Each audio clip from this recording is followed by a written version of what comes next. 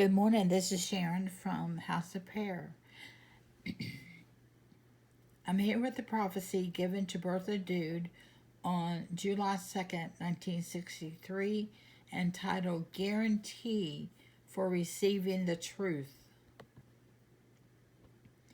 You ask, how is it possible for my adversary to frequently intervene with people's thoughts, even if they are willing to be of service to me? Bear in mind that you humans are imperfect, that all of you still shelter much unredeemed spiritual substances which react to my adversary's influences.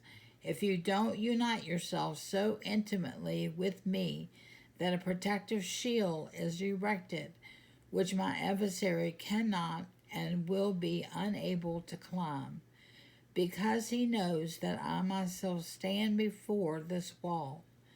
Consider furthermore that you are often mistaken when you believe that you hear my voice, that you often formulate and quote your own thoughts, or are driven by the forces of the beyond to express such thoughts. If you are of weak will and allow yourselves to be taken possession of by those who claim to be spiritual guides, you establish a connection with the world of the beyond yourselves because you want information from it.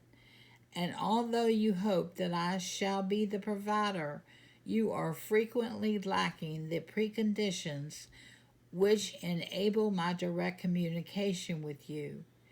Who gives you the right and the guarantee to claim that I myself, your God and Father, audibly express myself?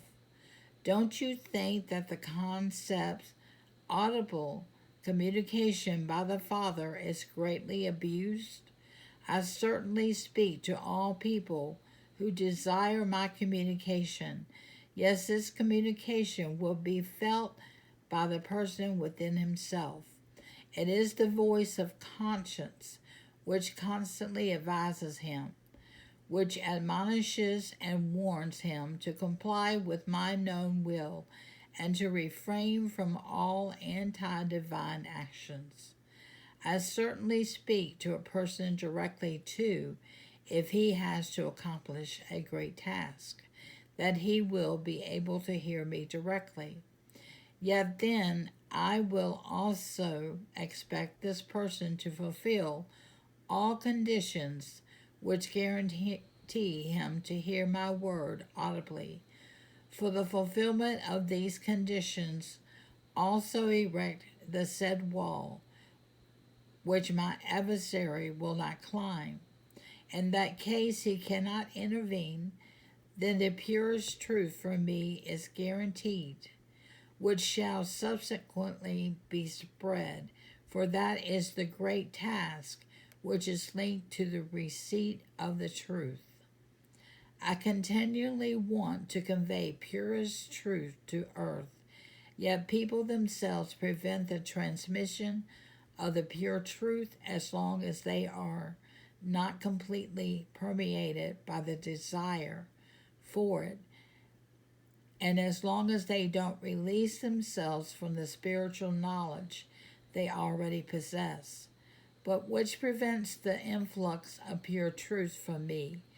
I can never express myself through my spirit where a heart is not entirely empty, so that I myself can thus fill it. However, this is precisely where my adversary's influence will be, and express himself in the disguise of an angel of light. And sometimes it will be very difficult for you to test the spiritual knowledge which is given to you. You wonder why my adversary intervenes when I am speaking. As I say to you, I don't speak where my adversary has the opportunity to slip in and express himself.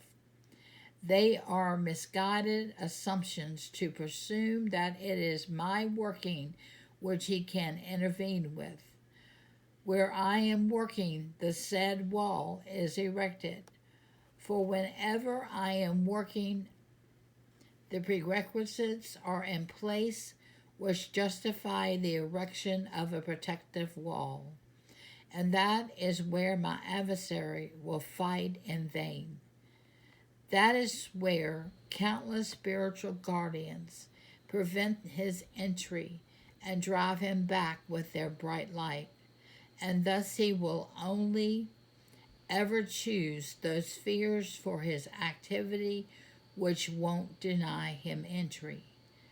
Where he is entitled to intrude due to the similar disposition of those who circle, he tries to penetrate.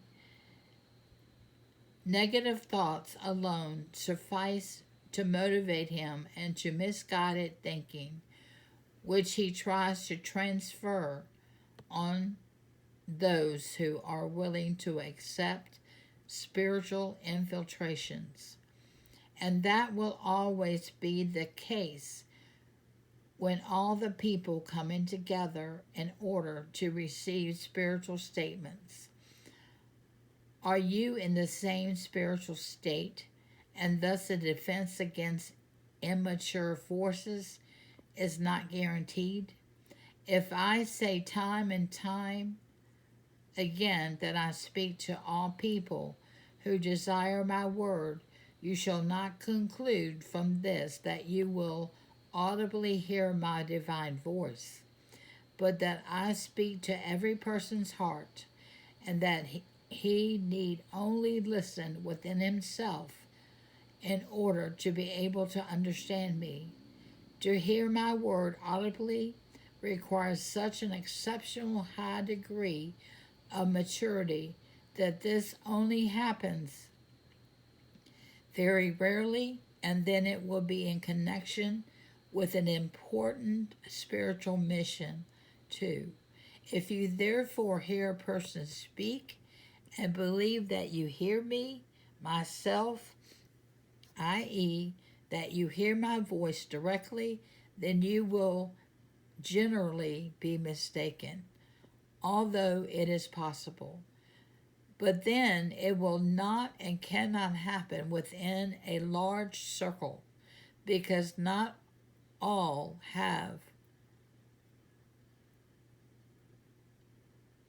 will have the same degree of maturity which is required for my voice to be audibly heard.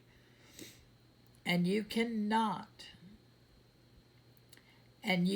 believe that every person also needs to be handled directly if he is to derive a blessing for his soul. Unless two or three come together and I can be in the midst of them, then I will also express myself through them. But they will speak in their own way, but in absolute truth, as I have promised you. Amen. Matthew chapter 18, verses 19 and 20. Again, I tell you truly that if two of you on the earth agree about anything you ask for, it will be done for you by my Father in heaven. For where two or three gather together in my name, there I am with them. 2 Corinthians chapter 11, verses 3 and 4. But I am not afraid, just as Eve was deceived by the serpent's cunning. Your minds may somehow be led astray from your sincere and pure devotion to Christ. For if someone comes to you and preaches a Jesus other than the Jesus we preached, or if you receive different spirit from the spirit you received, or a different gospel from the one you accepted, you put up with it easily enough.